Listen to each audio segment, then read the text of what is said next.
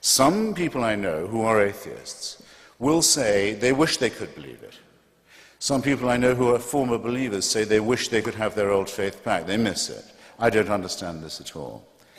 The main reason for this, I think, is that it is a totalitarian belief. It is the wish to be a slave.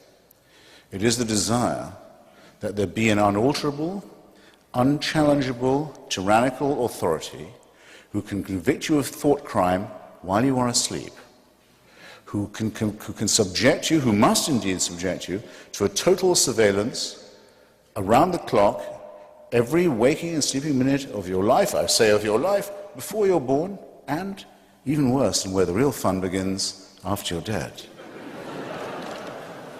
A celestial North Korea. I don't wish for a dictatorship I had no part in choosing that would not cease to torment me after I had died. Who wants this to be true?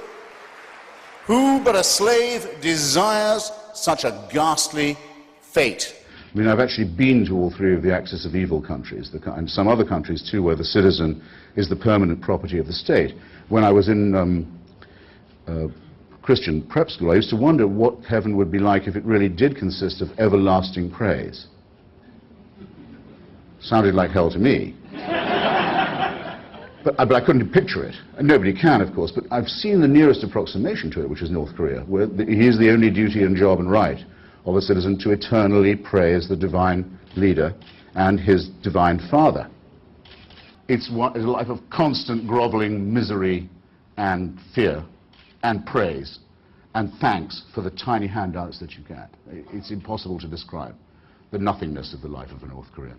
It is the most revolting and utter and absolute and heartless tyranny the human species has ever evolved. But at least you can fucking die and leave North Korea.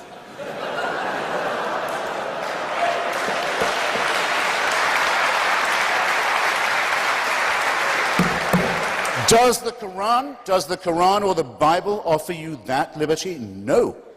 No. The tyranny, the misery, the utter ownership of your entire personality, the smashing of your individuality only begins at the point of death. This is evil. This is a wicked preachment. So, that's the first thing.